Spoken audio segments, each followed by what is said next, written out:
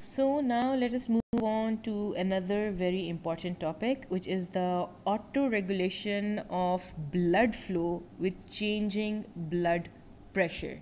So what is auto-regulation? Auto-regulation का word सिर्फ तब use होता है whenever there is changing blood pressure. Whenever the blood pressure changes, the flow to a tissue changes, and to maintain this flow, the mechanisms which are brought in play are known as auto-regulation. ठीक है, you have to remember this.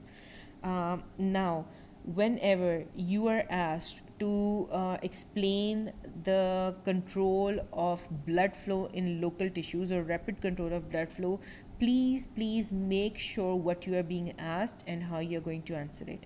If you are simply asked to discuss the rapid control of blood flow, you are going to discuss the two theories we studied previously, the oxygen demand theory and the vasodilator theory.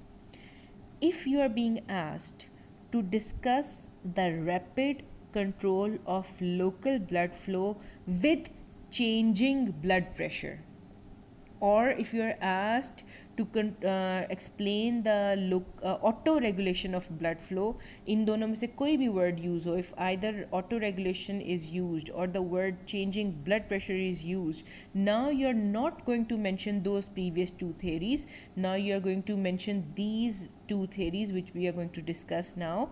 There is a difference. Okay, so there is a difference between normal regulation of or control of local blood flow, and there is a difference between local control of blood flow when the pressure is changing, and this control is known as auto-regulation. So you have to be very careful what you are being asked. Okay, so let us start with the auto-regulation and we are going to discuss it in detail. So what is auto-regulation? It is the maintenance of blood flow to any tissue in the body despite changes in blood pressure. So as you might remember from the Ohm's law, we previously studied that our blood flow is directly proportional to pressure.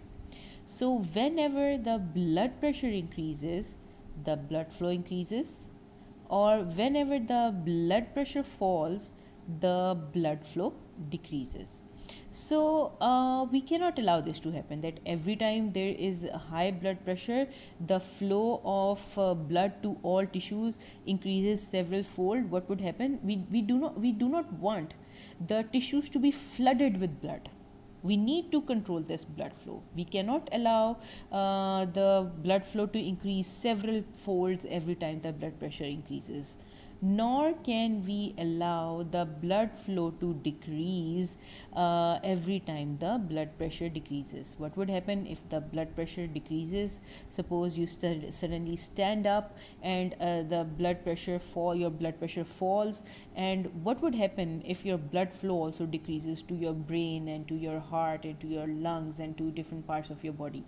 That would be very dangerous. So what we need to do is we need to maintain the blood flow despite changes in the blood pressure. So this is known as auto-regulation. So the two theories which were put forward by the scientists to explain auto-regulation are the metabolic theory and the myogenic theory. Okay? So we are going to discuss both of these in detail. Let us first begin with the metabolic theory. The metabolic theory is it includes both the vasodilator theory and the oxygen demand theory we have already studied.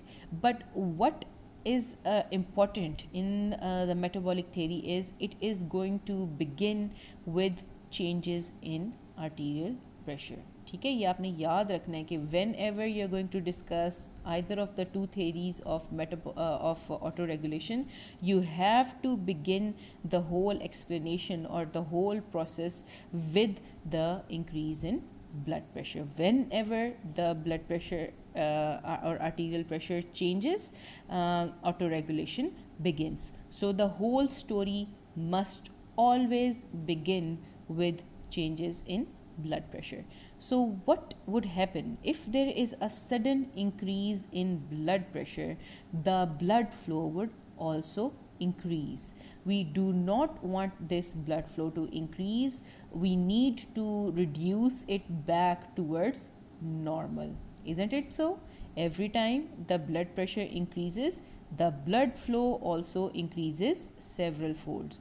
But we do not want that to happen. We now need to reduce this blood flow back to normal. So let us begin. What happens? What are the changes that take place whenever there is an increase in arterial pressure? So suppose due to any condition the blood pressure suddenly increased, it would result in increase in the local tissue blood flow, which we do not need, which we do not want to allow.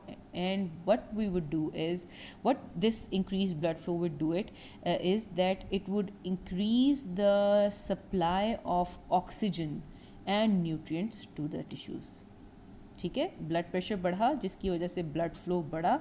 जब blood flow बढ़ेगा तो it would supply excess oxygen and nutrients to the tissue. Not only would it supply excess nutrition and oxygen to the tissues, it would also wash away the waste products and vasodilators such as carbon dioxide and hydrogen ions and the other vasodilators, and this would result, both this oxygen supply and washing away of vasodilators would result in vasoconstriction. When there would be vasoconstriction, there would be reduced blood flow, and the blood flow would reduce back to normal despite raised arterial pressure. Do you get it? Let me explain it to you again. Whenever there is increased blood pressure, of course, the blood flow to the tissues would increase. What would this increased blood flow do? This increased blood flow would carry increased oxygen to the tissues, increased nutrients to the tissues, and it would also wash away the waste products such as carbon dioxide and hydrogen ions. Now what would happen? There would be too much oxygen in the interstitial fluid and not enough vasodilators like carbon dioxide and hydrogen ions. So what would happen? That the smooth muscles of the metaarterioles and the sphincter would contract, causing vasoconstriction. This vasoconstriction would reduce the blood flow to the tissues back towards the normal. So this is the metabolic theory. So whenever you are explaining the metabolic theory, you always have to start with increased blood pressure and you have to end with decreased blood flow despite increased blood pressure. ठीक है? So I hope you understood. This is very important. You are going to be asked about autoregulation several times within your tests and your exams. So you have to pay very much attention to this important topic.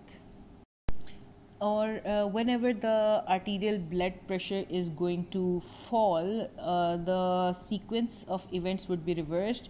What would happen is, when the arterial blood pressure would fall, the blood flow would decrease, and this decreased blood flow would cause accumulation of large quantities of carbon dioxide and hydrogen ions within the cell and the interstitial fluid, and it would cause reduced quantities of oxygen within the cell and in the interstitial fluid, and these vasodilators, accumulation of these vasodilators and reduction of oxygen within the interstitial fluid is going to cause vasodilation of the capillaries present around the tissue, and the blood flow would increase despite decreased arterial pressure. So if the blood pressure decreases, all of these events would take place in the reverse order to maintain the blood flow despite decreased blood pressure. Do you understand? Now let us discuss the second theory, which is associated with autoregulation, that is known as the myogenic theory.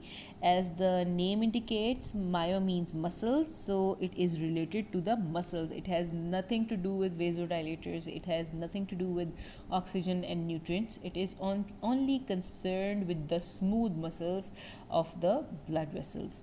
So what happens is, whenever there is increased blood pressure, again as I mentioned before, whenever you are discussing autoregulation, the whole story must begin with changes in blood pressure. So suppose in this first instance there is increased blood pressure.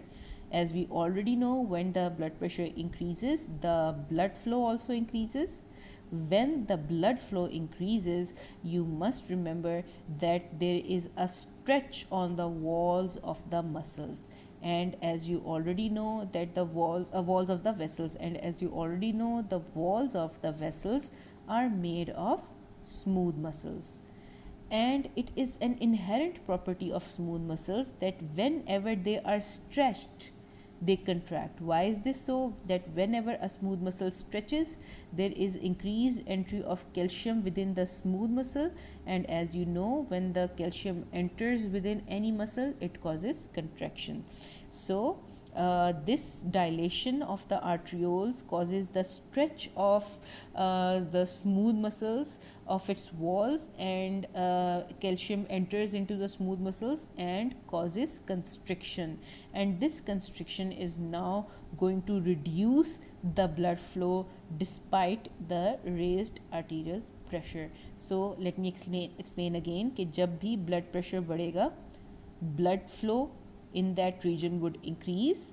Increased blood flow will obviously cause the walls of the vessels to stretch. When the walls of the vessels stretch, since they are made up of smooth muscles, they are going to contract. Why are they going to contract? Because smooth muscle, when it is stretched, there are present receptors on the surface of the smooth muscle, and when it is stretched, there is increased entry of calcium through these calcium receptors, and once calcium enters into the smooth muscle, it is going to cause contraction. So when the walls of the smooth muscle walls of the arteries are stretched due to increased blood flow, they are going to contract, and this is going to cause vasoconstriction. And when the vasoconstriction happens, of course the local blood flow, which was increased, is going to be reduced back towards normal. So this is the myogenic theory for the control of local blood flow when the blood pressure is changing. So as you already know that endothelial cells are present within every blood vessel. In fact, it is the innermost layer of every blood vessel. So these endothelial cells can produce vasodilator and vasoconstrictor substances. So most important vasodilator substance which is produced by the endothelial cells of a vessel is nitric oxide. It is a very important vasodilator, and it is produced by healthy endothelial cells, all endothelial cells. On the other hand, we have a very potent vasoconstrictor, which is endothelin. It is also produced by endothelial cells, and it causes vasoconstriction, but the important thing is it is only or majorly formed by damaged endothelial cells. Whenever a blood vessel is damaged, its endothelial cells are damaged, it is going to produce release large quantities of endothelin, which is going to cause vasoconstriction. It is this endothelin which causes vasoconstriction whenever a vessel is cut or injured. Do you understand? Do you remember hemostasis? You have studied hemostasis previously, and you must remember that whenever a vessel is injured, the first step is vasoconstriction to decrease the blood loss from that injured blood vessel. So what is the substance that causes this vasoconstriction? One of the most important vasoconstrictor in this injured blood vessel would be endothelin. So you have to remember this. Nitric oxide is a very important vasodilator produced by endothelial cells, and endothelin is a very important vasoconstrictor produced by damaged endothelial cells. ये MCQ में आ सकता है. This is a very important MCQ point. Since nitric oxide and other nitric oxide compounds are very important in the control of blood flow, you might know of nitroglycerine patches or nitroglycerine medicine, which is used by elderly to relieve angina, which is the pain in the heart muscles due to ischemia or reduced blood flow. So you must have seen elderly patients taking nitroglycerine due to angina or heart pain. So it acts the same way as the nitric oxide we are just going to study. You have to be very attentive during this, that how nitric oxide works. So as I already mentioned, that nitric oxide is produced by all endothelial cells. Here you can see a vessel wall. This vessel wall is made up of endothelial cells which are lying on a basement membrane, and outside there is a coating of smooth muscle cells. Here you can see this. Okay, so these are the endothelial cells which lie on a basement membrane, and here are the smooth muscle cells. So every time the blood flows through the lumen of a blood vessel, it causes a friction or a shear stress to the surface of the endothelial cells. Isn't it so that every time blood flows through a blood vessel, it has a certain friction with the endothelial cells of the vessel wall? This friction or shear stress causes the formation of nitric oxide within the endothelial cells. How is this nitric oxide formed? For this, they require oxygen, which can be easily obtained from the blood. Then they also require L-arginine, which is an amino acid which is present within all cells. This arginine is combined with oxygen, and there is a special enzyme present, the nitric oxide synthase, which joins oxygen and arginine and produces nitric oxide and citrulline as a byproduct. So we are not concerned with that, we only need nitric oxide. So this nitric oxide, which was produced by the nitric oxide synthase enzyme by combining oxygen and arginine, this nitric oxide is going to diffuse into the smooth muscle cell. And what is it going to do when it goes into the smooth muscle cell? It is going to act on the guanylate cyclase, which is the enzyme which converts cyclic GTP into cyclic GMP. So there is going to be increased working of this guanylate cyclase, and there is going to be increased conversion of cyclic GTP into cyclic GMP. And this cyclic GMP is responsible for relaxation of the smooth muscles and thus the relaxation or vasodilation of the vessels. So now you know that how nitric oxide or other compounds which have nitric oxide like nitroglycerine or other such compounds, how they can cause vasodilation and increased blood flow to the tissues. So this is a life-saving drug. You must know how it works. As you already know that it is given to patients who are experiencing angina or the pain in the angina, within the heart muscles due to reduced blood flow. So as soon as you give them nitroglycerines, this is how it causes vasodilation of the coronary vessels and increased blood flow to the heart. Very important. So we have already discussed the rapid control of blood flow. Let us now discuss the long-term control of blood flow, where the rapid control of blood flow takes around seconds or minutes to come into play. The long-term control of blood flow requires days, months, or even years to completely function or establish the blood flow. So when we start the discussion of long-term control, we need to discuss two mechanisms which are responsible for maintaining blood flow within a tissue over long periods of time. The first mechanism is angiogenesis. Angiogenesis means, as the name indicates, angio means vessels and genesis means growth. So new blood vessels are formed to meet the demand of tissues over long periods of time. And the second mechanism is collateral formation. So a collateral is not a new vessel which is being formed, it is actually a diversion or a connection which is being formed around between two already existing blood vessels, or from one end of a blood vessel to another. यानी कि angiogenesis में नई blood vessels बनती हैं, जबकि collateral में नई blood vessel नहीं बनती, ऑलरेडी एग्जिस्टिंग ब्लड वेसल के दरमियान में नया कनेक्शन बनता है, that is the collateral blood flow. We are going to discuss both of them in detail. Now let us first start with angiogenesis. So when a tissue is faced by ischemia for a very long period of time, that is low concentrations of oxygen which are not enough to meet its demands, and if this tissue is hyperactive for very long periods of time, what it is going to do is it is going to increase its blood vessel count, but number of blood vessels which are supplying this tissue, so that its demands can be met with more blood flow through these increased channels.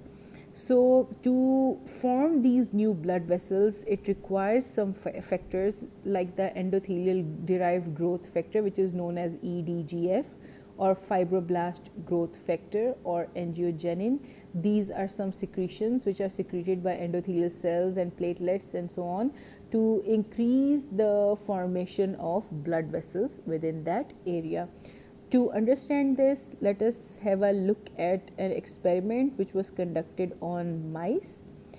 There was a group of mice which was taken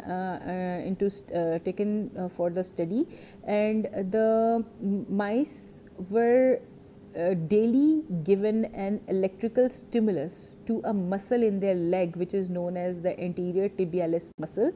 So this skeletal muscle was given an electrical shock daily for 30 days to stimulate or simulate, in fact, hyperactivity. So every time this muscle was given a shock, it contracted, and when this was done for 30 days, which meant that this muscle was put in a hyperactive state for 30 days, the blood vessel count within it increases. So this is the picture of the muscle of the mice at the beginning of the experimentation. Here you can see this is the striated skeletal muscle, you can see it all over the place, and between these muscles you can see these blood vessels. So at the beginning of the experiment, this was the picture. There are sparse blood vessels present between the skeletal muscles.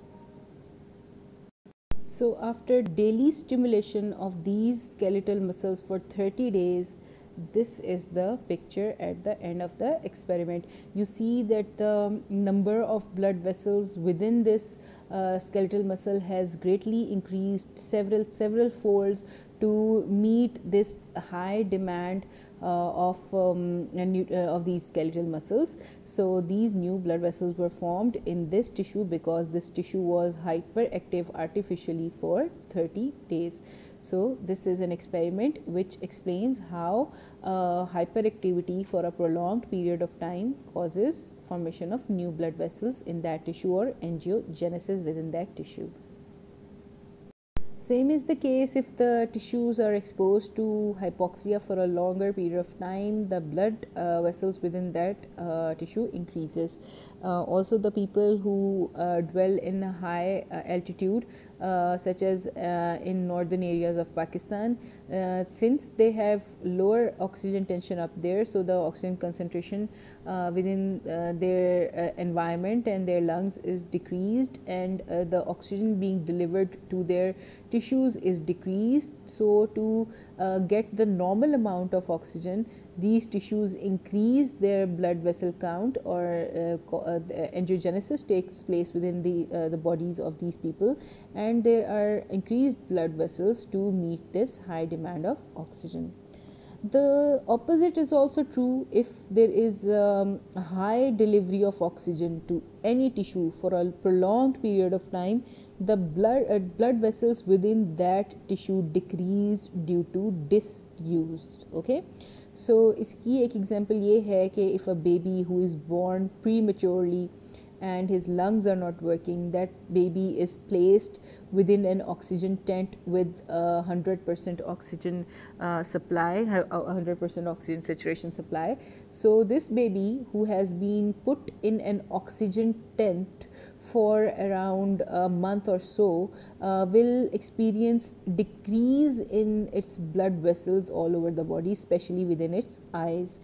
So when this baby is removed from this oxygen tent and is allowed to breathe within the normal environment, this normal environment is going to be an environment for this baby, it is going to hold relatively less oxygen, as this baby is now used to oxygen tent which had 100% oxygen saturation. So in this environment, this baby is going to experience hypoxia, because the blood vessels which were supposed to help this the tissues of this baby gain the oxygen were reduced, or which were removed due to high oxygen tension during the time in the oxygen tent. So there is going to be an explosion of vascular formation within this baby to meet the demands of the cells, and the number of the blood vessels is going to increase, especially within its eye. And what would happen is this burst of growth of blood vessels in the eye can even cause blindness in such babies. So you have to understand that if you are faced by prolonged hypoxia, there is going to be increased formation of blood vessels within the body, and if you are faced by prolonged duration of high oxygen concentration, the number of blood vessels within your body and tissue is going to decrease. So next we are going to discuss collateral circulation. As I already mentioned, that collateral formation is not a formation of new blood vessels. In fact, it is the connection or a formation of pathway between already existing blood vessels. As you can see in this figure A, there is a normal blood vessel present with a normal blood flow through it, and there are present small branches of this blood vessel, and they do not connect, but they are present. But if there is an occlusion or narrowing within this blood vessel, you will see that the branches of this artery begin to join with each other to form a pathway, and as the occlusion in this blood vessel completes and no blood can flow through this blood vessel now, so these collaterals, they open up, and the blood has an alternate route to travel and bypass the occlusion. So this is known as collateral circulation. इसमें कोई नई blood vessel नहीं बन रही, but connection between already existing blood vessels is being formed. This is known as collaterals, and as you can see that collaterals begin to form as there is slight occlusion, and by the time there is complete occlusion of the vessel, these collaterals are ready to open up and work. So very interesting example for this concept of collateral circulation is this, that by the time every person reaches the age of 60, they have experienced blockage or semi-blockage of most of their coronary arteries or arteries that supply the tissue of the heart, which causes collaterals to form between the branches of the coronary arteries over years. So when this person experiences the complete blockage of a coronary vessel, the collaterals which were formed over a period of years now opens up and allows the blood to flow through the collaterals and bypass these occluded arteries. But as I already mentioned, it takes around months or years to form. So these collaterals are only present in people who are older than 60, and that is the main reason that if an old person experiences myocardial infarction due to a clot in their arteries, they might survive this heart attack or myocardial infarction because of the presence of coronary arteries. But if a young person who is say 35 or 40 experiences heart attack or occlusion of coronary arteries, this person might not have collaterals present because of his young age and not enough time for collaterals to form, and this person may even die due to heart attack or the ischemia of cardiac tissue. Okay, what I'm trying to tell you is that as you age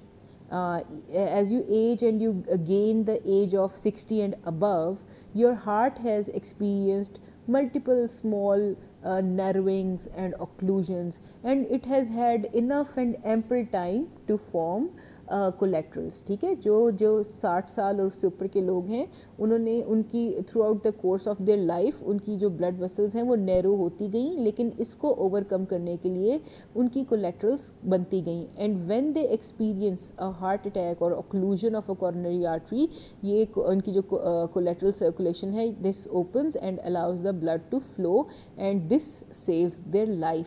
but a person who is young around 35 और 40, उसने अभी ये narrowing experience ही नहीं की थी throughout his life. He was too young and his heart was not prepared. His heart had not made up any collateral circulations, and if this person whose heart does not have collateral circulations because it was not exposed to narrowing of coronary blood vessels, when this person suddenly gets a clot in his blood vessel, this clot might come from any place in the body and get stuck in the coronary blood vessels of his heart. This may cause this person to die because this person does not have collateral circulations to help him survive. So that is why the mortality or death rate by cardiac infarctions in young people is greater than those in older people.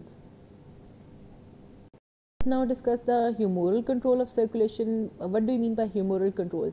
This means any hormones or any secretions by the cells or glands which circulate within the blood and are responsible for controlling the blood flow to tissue. Any such substance is known as humoral substance, and the control is known as humoral control.